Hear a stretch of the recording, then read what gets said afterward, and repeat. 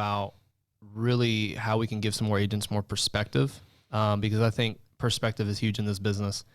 And I just sit here and think back all the time about, you know, what was going through my head when I was new and how I could get better, and whether it be pertaining to selling or hiring or, you know, whatever. And so today we're going to have a special guest. We got Jonathan in the office with us here. What's going on? Never gets old. But really what we wanted to do is kind of just take a step back, because I was talking to a new agent about a week ago, 4 or 5 days ago.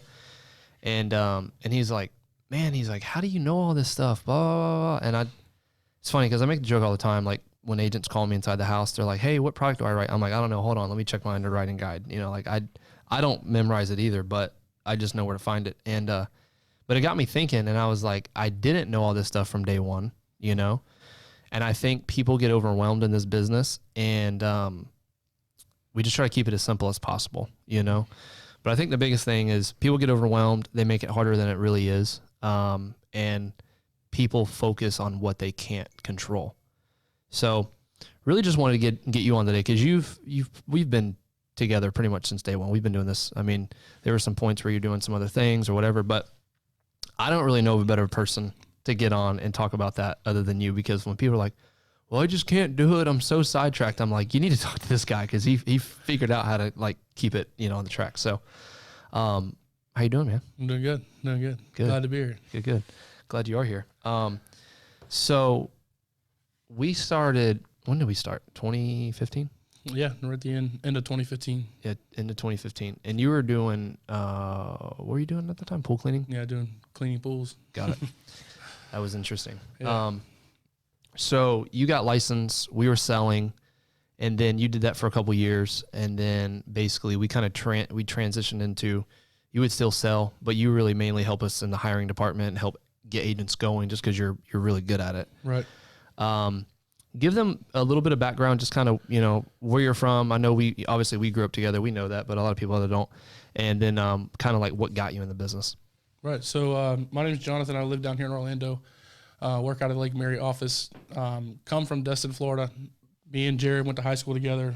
Kind of always been a business-minded person, and always wanted to, you know, be an entrepreneur and, you know, start my own business and do my own thing. So when I graduated high school, I tried to go to college, and shortly after enrolling, figured out that wasn't going to be the path for me. There was no way that, you know, in 4 years I was going to look down and be happy with where I was at. So decided to go ahead and leave that behind and started a pool cleaning company. And, you know, I did that for a few years, and it was mildly successful. You know, it had its ups and downs, but when Jerrod got his license, you know, he was working at a dealership in town where we were from, and it had to have been maybe 2 or 3 months after he had gotten his license, he had hit me up and was just like, dude, like, you need to get your license. Like, I'm making some real money here. And I was just like, you know, how everybody is, you know, it's too good to be true. You know, you don't want to be told to do something else when you think you're doing the right thing. So it pretty much took Jerrod logging into his bank account and showing me, you know, deposits for, you know, over $4 to $5 grand a week, you know, 2 or 3 weeks in a row. And I was just like, man, like,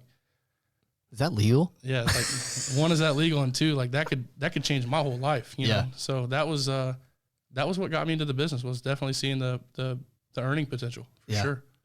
It's crazy. 'Cause like, I can't remember who I was talking to. I think I was talking to Ryan.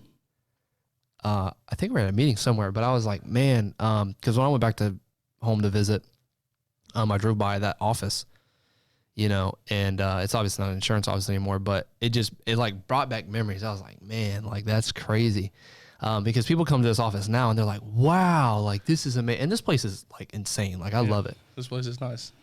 But like, I'm like, dude, you don't know, like you should have saw where we started, you know? And I think, I'm not going to sit here and say, oh, we had this great vision, because I had no idea what I was doing. Like I was literally trying to pay my bills, same as you. Yep. You know, and I knew we were onto something. I knew this is going to be an opportunity.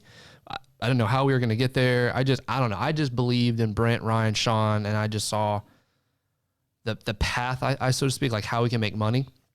But what's crazy is when people come in here, I'm like, you really should have seen like where we come from, not to give people, you know, up the hill, snowfoot, you know, digging in the snow, you know, barefoot, but it's been a journey. Yeah, you it know? definitely has. And it's crazy because like Andrew Taylor, all these guys always still say like we are still just getting started, and we really are.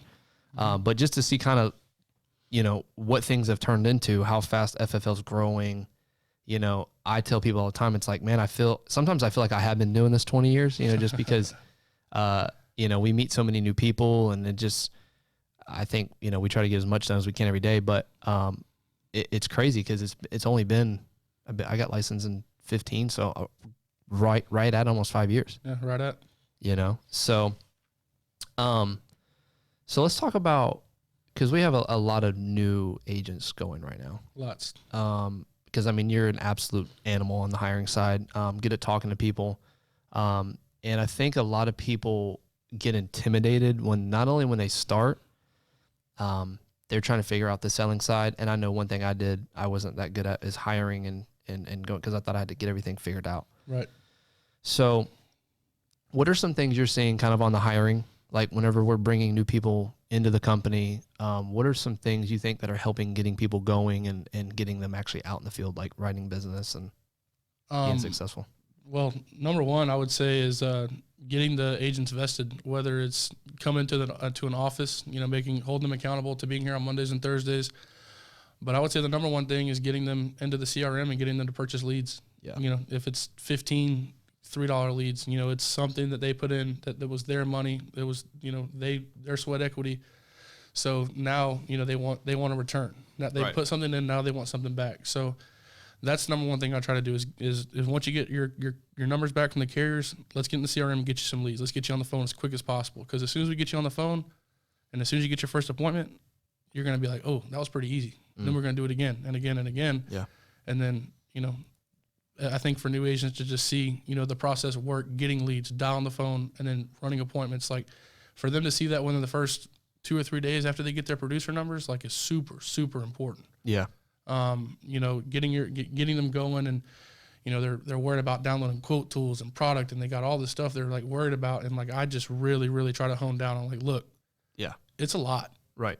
and it's too much for even me being experienced or Jerrod being experienced. He could sit down and go over a million things with you. Right. And you would sit there and you would get nothing from it. Right. Because it was so much. It was so much. Yeah. And to me it's just like let's not focus on all that. Right. The product stuff will come. You'll learn what to write on a 55-year-old that's taking Listener Pro. Right. You're gonna learn what that is.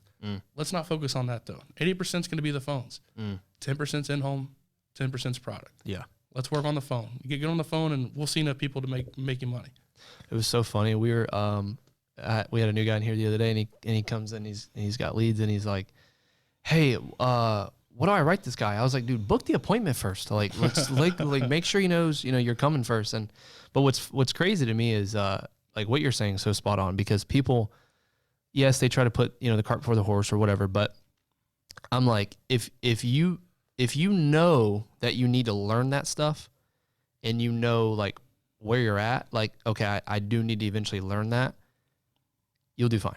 Because if you can figure out, like, okay, I just need to call these people, tell them I'm coming over, like, you'll be fine. But it is a lot, you know, and I think corporate and Sean and all the amazing leaders at the company do a great job of making it, like we just got the new CRM, just launched today, making it simple for agents to get contracted, to get in the CRM and buy leads. Yeah. But let's talk about that, because I know we were talking about that the other day.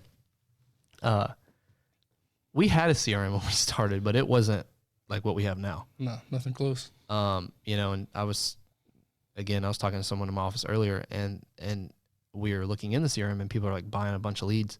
He's like, I just can't find. I'm like, dude, you have to look at it like every day, set alerts.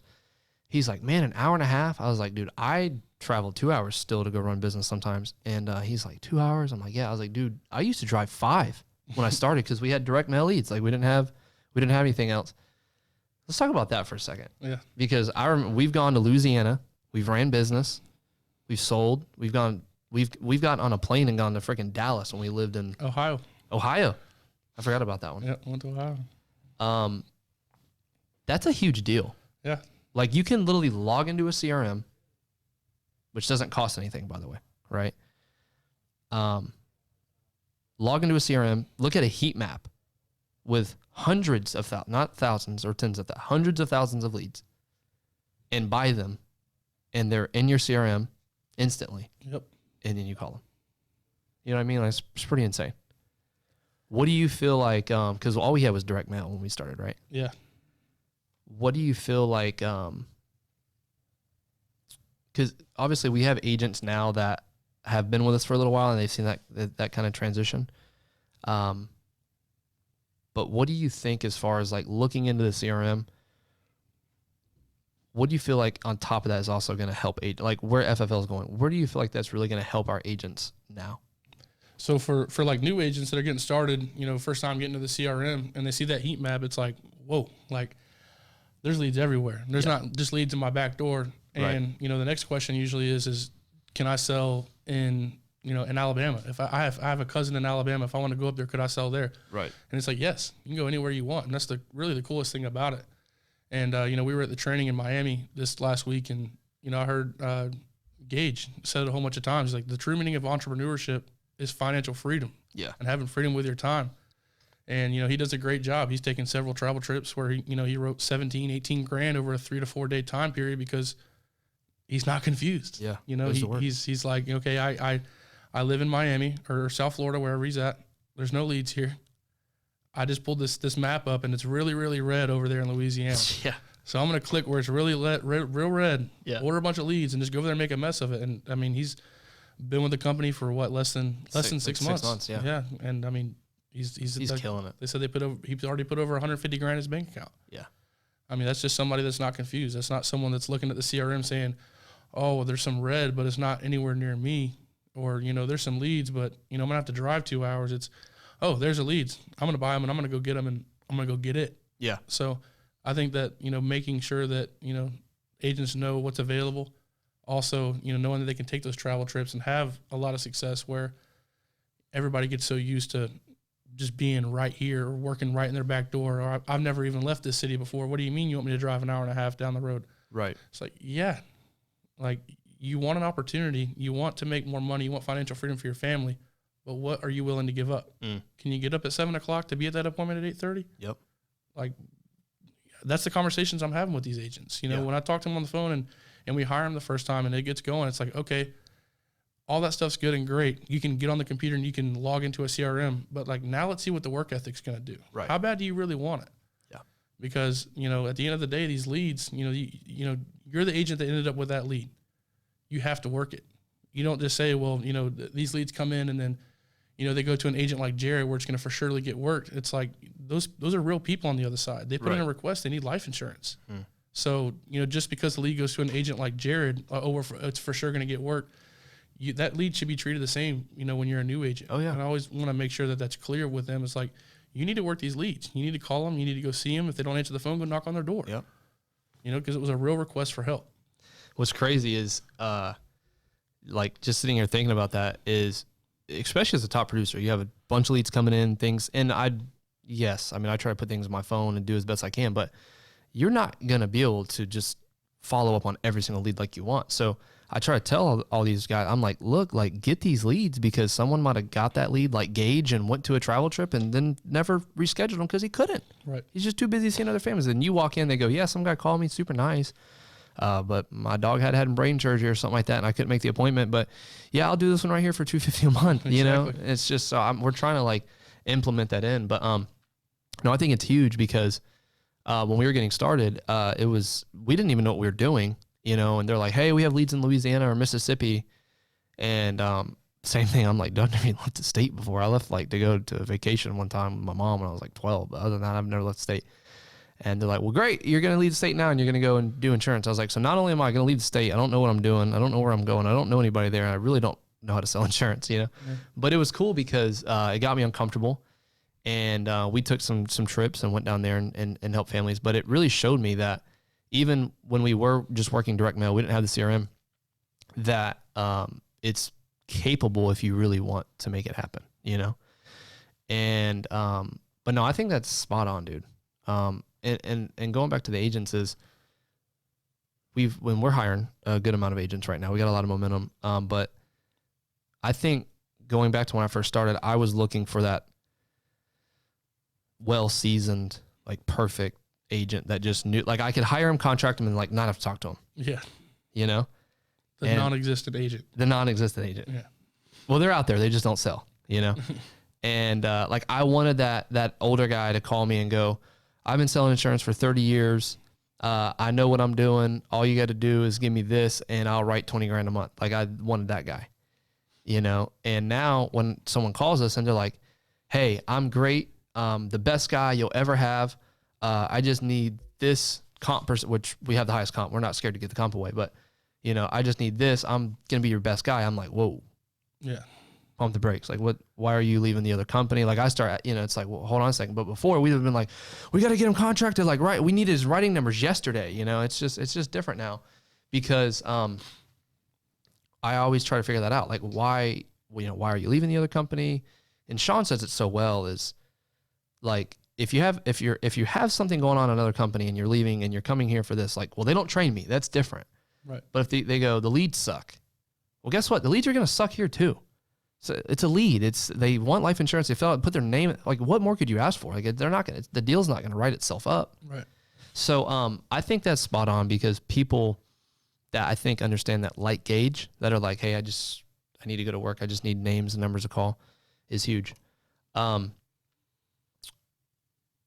there's just so much to cover. It's like we're gonna have to do multiple of these. But what about as far, like, the CRM's great and all that, leads and stuff, but what's a piece of advice you could give someone that is maybe either new or starting to hire, that maybe they don't have it all figured out yet? Because I know you were there too. I was like, hey, we need to start hiring. You're like, yeah, I'm trying to figure out how to sell 20 grand a month. Mm-hmm. But you figured it out pretty quick. I would say the number one thing is having new recruits weekly. You know, you don't, just like a lead, you don't want to be calling the same leads every week. So I would always make sure you have some type of ad, or, you know, Zip, Indeed, whatever you use for recruiting, always have inbound people to call. Another thing is your back end. You know, how organized are you keeping these people? How often are you following up? You know, we use programs like Monday Now that, you know, really, really help us keep everything, you know, this agent's here, this is what they need to do. But in the beginning, we didn't have that. So, you know, like things like Google Drive and using Google spreadsheets, and, you know, when you have an assistant sharing everything with each other, and then everybody can go on that list and look and say, hey, you know, Andre has just passed his test. Ashley has her test scheduled for November 2nd. You know, whatever the case is, you can go down that list and say, okay, I'm going to call this person to follow up and see where they're at. Because there's so much communication by email, and things get lost, or it goes to a spam folder. And, right. You know, I could talk to someone on the phone and hire them, and they sound fired up, you know, ready to sell. And then we get off the phone, and then like 2 days goes by and you don't hear from them, and they don't hear from you. It's like, you know, that person's probably forgot about that you ever even called them. Right. And then when you finally call them, they're like, oh yeah, here's the email. It was in my spam box. I just didn't see it. Yeah. Well, now it's a week later. Like, right. If it was me, I'd be like, well, this guy doesn't care about me that much, because he called me a week later. Like, he didn't even, you know. So, you know, calling that person the next day, hey, what's going on? Are we moving or are we not? Yeah. Oh, hold on a second. Let me check the email and see if I got it. Yeah, I'm definitely interested. Like, right. That person's going to move. But if you wait, you know, 5-7 days between each time you have a conversation with somebody, I don't want to work with you. Right. Like, if you were hiring me, you would never hire me. Right. You would have not talked to me for the first week, and then that would have been it. I would have never answered your phone call again. Right. So, you know, having the systems in the beginning, number one, having the inbound, you got to have people to call to recruit, number one. But number two is just making sure that on the back end that you're, you know, following up with your agents, letting them know that there's a training call starting at 2:00 today that you need to get on. You know, we have a live Zoom training on Mondays and Thursdays where we're going to be live dialing. There's going to be agents getting hung up on. Like, get on it and see what's going on.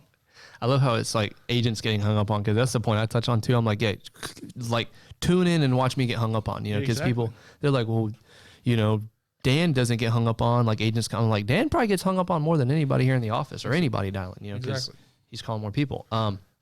No, it's I think the biggest thing that you touched on is having people to call. It's like leads, you know. I think, and Whitmore says it so well, it's when you get to the hiring aspect, it's just a bigger numbers game. You need more people to talk to. Yep. But I think the biggest thing, I think if anybody could take anything out of this, is there was a point where myself, you know, any of the people we work with didn't know absolutely anything about hiring. Right. And I think where people get mixed up, or they get caught up at, is like, well, how did you learn all that? By messing it up. Failing a lot. Like, every day. Like, messing it up, like Monday, Tuesday, Wednesday, Thursday, and Friday, being like, I think I did it right today. Yeah. I think we did something right today, and then come back Monday and it's a complete mess again. Yeah. Oh no, we didn't do it right. Yeah. And you know, it's a lot of trial and error. You know, you heard it 100 times in Miami last week. Fall forward. Yeah. You know, you can't ever trip if you don't ever take a step. You know, take a step forward. You might just take another step and then take another step, and then next thing you know, you're at the top of the staircase, and you brought a whole team along with you, and you know, everything's successful. I think, and again, it goes back to me looking for that like perfect agent or whatever. But I think a lot of agents that get started, whether it's selling or hiring, I'm not trying to just make this about hiring, but I think people don't have the right expectations. They just expect for it just to like fall in their lap. Right. You know, and which I think when you're working hard and you're doing a lot of the right things will start to fall in your lap. I believe in that. But like that's like in the middle, you know, or towards the end. Like people don't get to that first phase, and like it's not easy. Everybody would do it if it was easy, but it's worth it. But a lot of people, they just expect it's like, oh, well, I'll just do this, and this, and yeah, it'll work. But like someone might talk to 6 people and they think they're going to be the next John Whitmore. You know, I'm like, you need to talk to like 6,000. You know. But yeah, it's just like making a mess of things, you know, and we tell agents all the time. Lexi knows. It's like, hey, we're going to mess up. We're going to mess something up. So I'm going to apologize in advance for it. Like, we're going to not try to mess it up. Probably going to mess something up, you know, and it's just, but we're going to make mistakes going full speed. You know, we would never intentionally do something wrong to screw somebody over or whatever. We're never going to do that. But mistakes are probably going to be made. No one's perfect. Right. You know, so cool, man. We definitely got to do more of these for sure. What is one piece of advice you think you could give somebody? Because you've seen both sides. You sell, you hire. I mean, you've pretty much seen the whole gamut of things. And it could be pertaining to sell, whatever. But what is one piece of advice you could give a newer person? Maybe just getting started, or maybe just got in a month or two ago.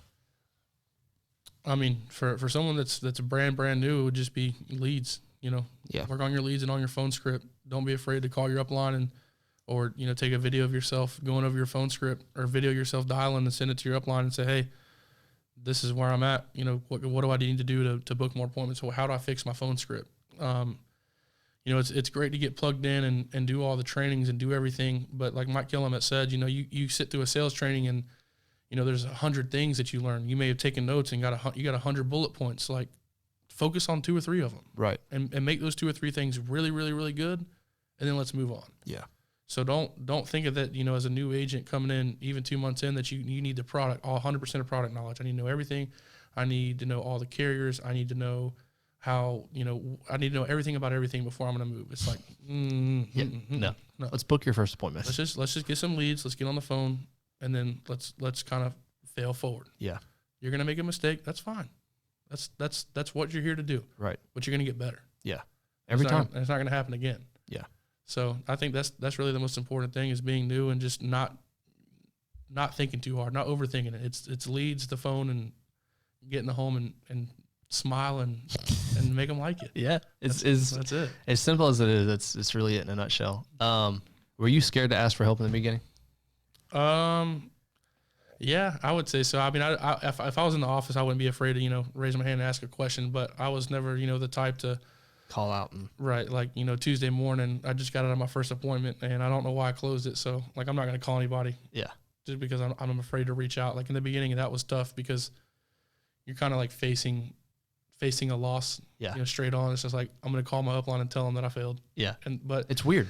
One of the things that you have to get over is that they're going to guide you through how to not make that mistake again. Right. And that was when I got really a lot better, was, you know, whether I closed it, didn't close it, or I was in the home and the guy wasn't listening to me or wasn't listening to me, I was going to call you or call someone that could guide me through the deal. Yeah.